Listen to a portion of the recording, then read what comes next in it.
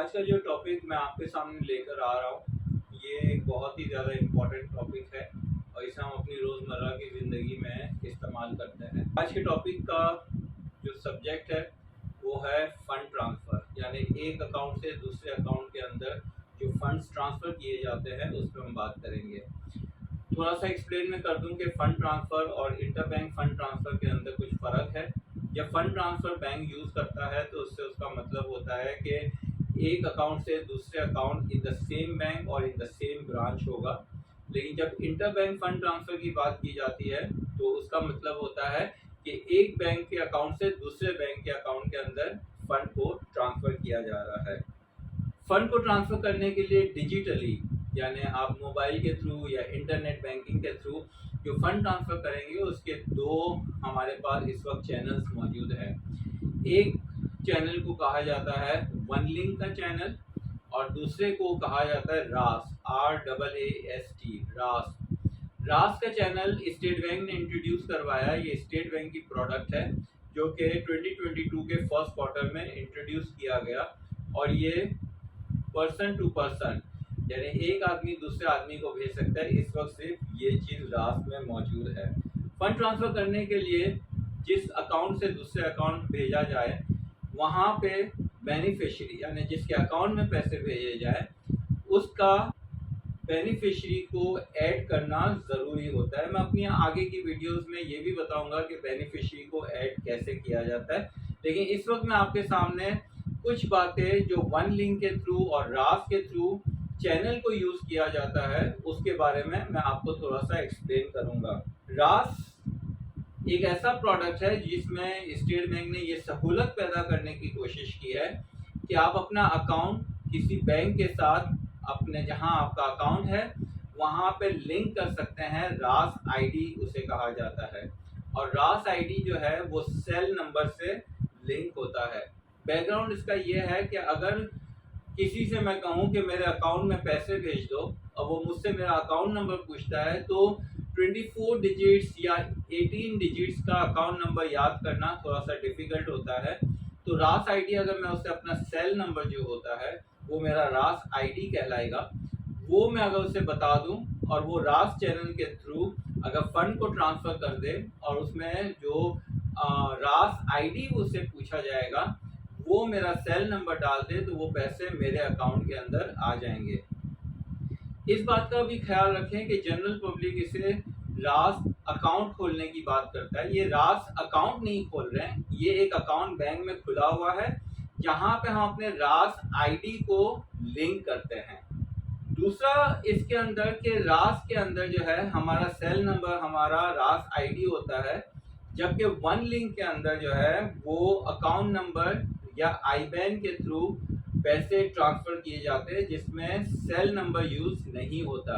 तो one link से जो कंपैरेटिवली बेनिफिट है रास को वो ये है कि रास में सेल नंबर के थ्रू अकाउंट में पैसे भेजे जा सकते हैं। रास के चैनल को यूज़ करने के लिए हम इंटरनेट बैंकिंग को भी यूज़ कर सकते हैं, मोबाइल ऐप को भी यूज़ कर सकते हैं और हम बैंक में जाकर ओवर दी काउंटर भी ये रास के चैनल के थ्रू फंड्स को ट्रांसफ़र कर सकते हैं। जबकि वन लिंक के अंदर हम इंटरनेट बैंकिंग, मोबाइल ऐप या एटीएम के थ्रू भी अमाउंट को ट्रांसफ़र कर सकते हैं, जबकि रास के चैनल में एटीएम के थ्रू फंड ट्रांसफ़र करने की सहूलत इस वक्त मौजूद नहीं है। वन लिंक में एटीएम के थ्रू भी फंड ट्रांसफ़र किया जा सकता है। रास के अंदर जो बेनिफिशियरी है जिसके अकाउंट में पैसे आना है उसका रास आईडी होना ज़रूरी है। अगर उसका रास आईडी मौजूद है तो वो सेंडर को इजीली बता सकता है कि इस अकाउंट में इस सेल नंबर को रास आईडी के थ्रू पैसे ट्रांसफ़र कर दो, जिसमें बेनिफिशियरी को ये बताना आसान है कि उसका रास आईडी क्या है और सेंडर को जो है रास आईडी के थ्रू पैसे भेजने में चार्जेस नहीं लगते। जबकि वन लिंक के थ्रू अगर ये पैसे भेजे जाते हैं तो सेंडर को जो है वो चार्जेस लगते हैं। उसमें वो अकाउंट नंबर या आईबैन को यूज़ कर सकता है, लेकिन अगर वो 25,000 रुपीज़ इन अ मंथ से ज़्यादा पैसे भेजता है तो उसके चार्जेस लगते हैं जो कि 0.1% ऑफ द अमाउंट एक्सीडिंग 25,000, यानी 0.1% जो अमाउंट भेजा जा रहा है जब 25,000 से एक्सीड हो जाए तो उस पर चार्जेस लगते हैं। मिसाल के तौर पर वन लिंक के थ्रू अगर वो 40,000 रुपीज़ भेजता है तो शुरू के 25,000 पे कोई चार्जेस नहीं है, बाकी 15,000 के ऊपर 0.1% के हिसाब से 15 रुपये चार्जेस लगेंगे। या फिर मैक्सिमम अमाउंट जो रास के थ्रू भेजने के लिए अमाउंट चार्ज किया जाएगा वो 200 रुपीज़ है। मिसाल के तौर पर अगर वो 3 लाख रुपए ट्रांसफ़र करता है तो शुरू के 25,000 रुपये तो माइनस हो गए, बाकी 2,75,000 पे अगर 0.1% लगाएं तो उसके 275 रुपीज़ लगते हैं। तो 275 रुपीज़ नहीं लगेंगे बल्कि उस पर 200 रुपीज़ लगेंगे। एक मेथड यूज़ होता है जो कि मोबाइल ऐप टेलको के अंदर यूज़ किया जाता है जिसको USSD कहते हैं। इसमें जो फीचर फ़ोन होता है इसमें *786# करके अगर आगे बढ़ा जाए और टेलको के थ्रू पैसे भेजे जाए तो रास आईडी वहाँ पे भी यूज़ किया जा सकता है।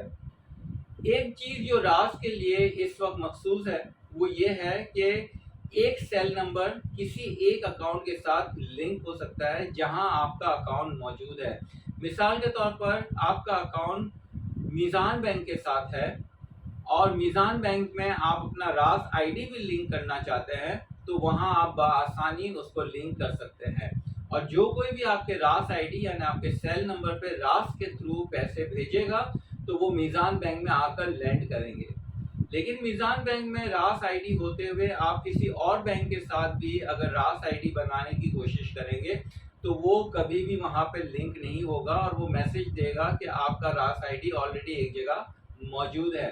अगर आप दूसरी जगह रास आईडी बनाना चाहते हैं तो पहली जगह से उस रास आईडी को डीलिंक करें या उसको डिलीट करें, उसके बाद किसी और बैंक में रास आईडी बन पाएगा। इस वक्त रास आईडी जो है वो सिर्फ फंड ट्रांसफ़र के लिए स्टार्ट किया गया है या अवेलेबल किया गया है, इससे और किसी तरह की पेमेंट नहीं हो सकती। जबकि वन लिंक के थ्रू फंड ट्रांसफ़र भी हो सकते हैं, यूटिलिटी बिल की पेमेंट भी हो सकती है, मोबाइल टॉपअप भी हो सकते हैं और भी बहुत से फंक्शन मौजूद है।